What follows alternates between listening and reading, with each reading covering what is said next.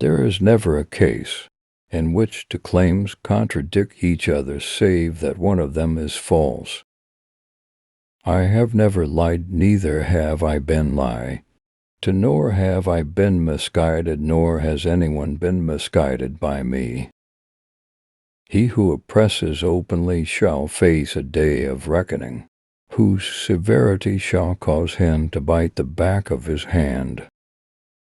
He who manifests his leave for the truth perishes. He who does not attain salvation through perseverance is destroyed through impatience. Son of Adam, you are a treasurer of the wealth of others, and whatever you have earned beyond your nest. Every vessel becomes restricted by what is placed within it, save for the vessel of knowledge, which expands with knowledge. The first reward of a patient man, through his forbearance, is people's assistance against his ignorant opponent. He who takes account of his self benefits. He who is negligent of his self is at a loss. One who fears finds safety. One who contemplates upon a situation gains foresight. One who has foresight gains comprehension, and the one who comprehends gains knowledge. Man's infatuation with his self is his own envy of his intellect. One not possessing a trunk has dense branches. Through the changes of states it becomes known the worth of men. The greatest destruction of the intellect is under the lightening of covetousness. It is not rational to pass a judgment against a trustworthy person on the basis of speculation.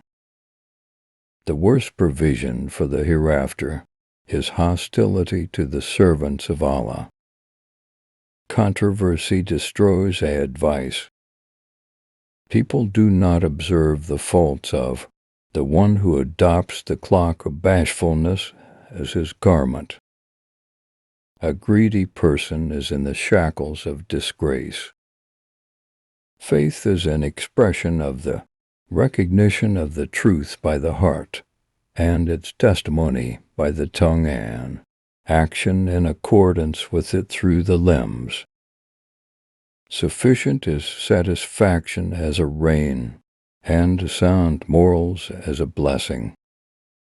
One who is subservient to a negligent, a person wastes the rights of others, and the one who is subservient to a traitor loses a friend. The day of the oppressed against the oppressor is greater than the day of the oppressor against the oppressed. As the answers to an inquiry increase, the truth becomes obscure. For Allah there exists a right in every bounty that He bestows.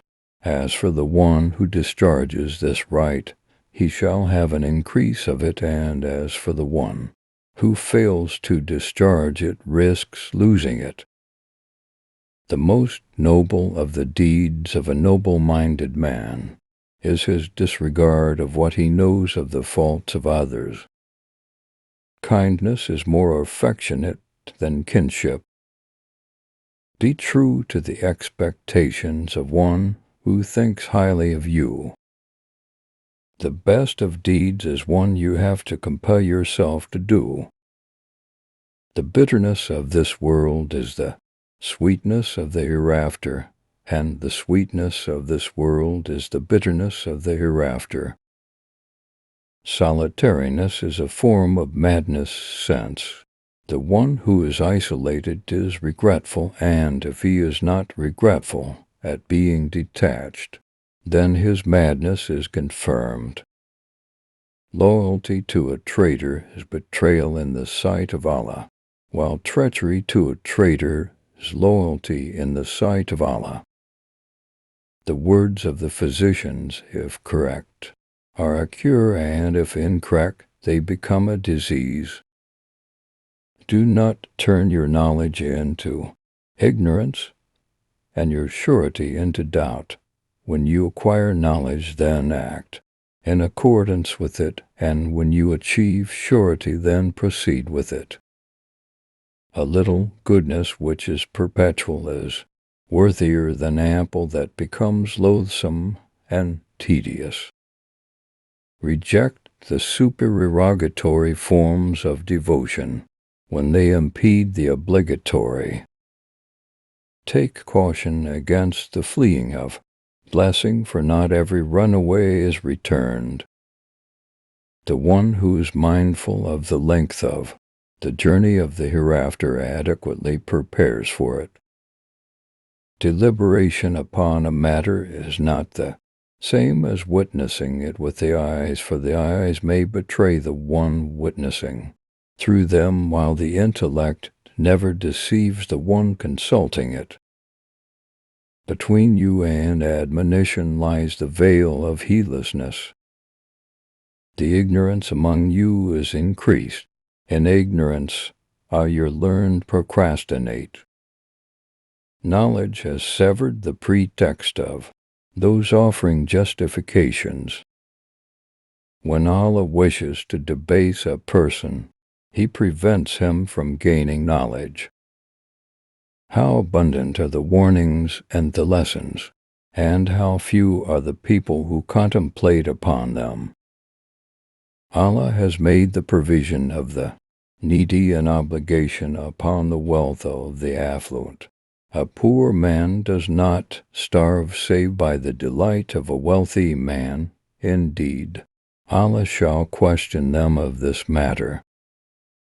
Needlessness of resorting to excuses is more dignified than justification through them.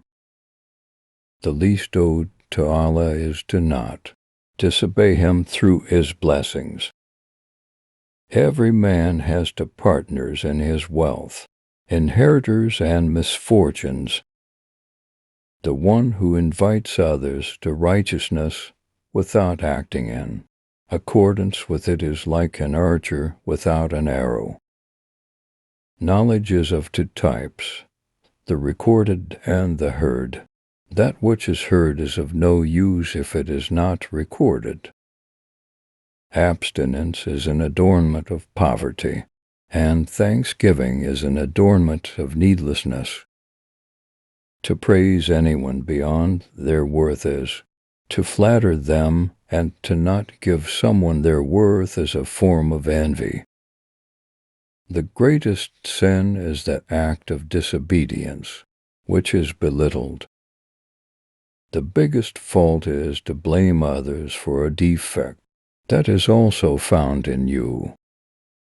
Contemplation is a clear mirror, and reflection upon situations is befitting admonition. It is sufficient as a moral for you to abstain from that which you dislike for others,